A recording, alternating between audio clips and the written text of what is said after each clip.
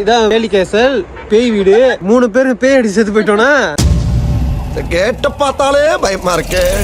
Sundar C மட்டும் இந்த கேலிகேஸ்ல பார்த்தாருன்னா அரமண part 5 shooting வந்து இங்கே ஆரம்பிச்சிருவாரு. ஏன்னா அந்த அளவுக்கு இந்த இடம் மர்மமா இருக்கு. முன்ன அவங்க யூஸ் பண்ண ஜாமான் எல்லாமே இதுக்குள்ளதான் இருக்கு. பார்க்கவே ரொம்ப மர்மமா இருக்கு.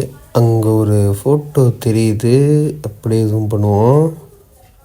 ஓ, இவர் தான் அந்த வெள்ளைக்காரன்னு நினைக்கிறேன்.